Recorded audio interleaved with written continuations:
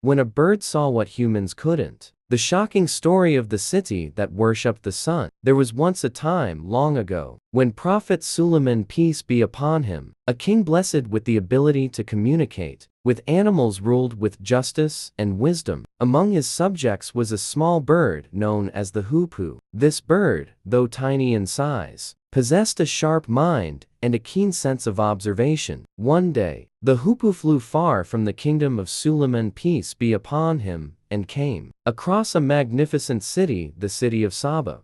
From a distance, the hoopoe admired the grand palaces, the beautiful gardens, and the splendor of the land. But as it flew closer, it saw something that shocked it to its core. The people of Saba were prostrating not to Allah, the creator of the heavens and the earth, but to the sun. They bowed down, with their faces to the ground, honoring a creation instead of the creator. The hoopoe could not comprehend how beings with intelligence, speech, and power could do something so foolish. In its bewilderment, the hoopoe quickly flew back to Prophet Suleiman, peace be upon him, and said, "I have discovered something you would not believe. I have seen a kingdom where the people worship the sun instead of Allah. Shaitan has made their deeds attractive to them, and so they have been led astray." Imagine this: a bird, a creature with no wealth, no status, and no influence, could clearly see the foolishness of worshipping creation instead of the creator. Yet human beings, blessed with intelligence and free will, were easily deceived by Shaitan, and so the bird exposed the truth, that Shaitan beautifies falsehood and blinds people to the truth. It made Prophet Suleiman, peace be upon him, aware of the people's misguidance, and through divine intervention, the Queen of Saba and her people were eventually guided to the worship of Allah. But the lesson remains clear even today. Sometimes, animals possess more wisdom than human beings, and perhaps the hoopoe bird's astonishment was justified, because it knew the truth, while the people were blinded by deception. How often do we,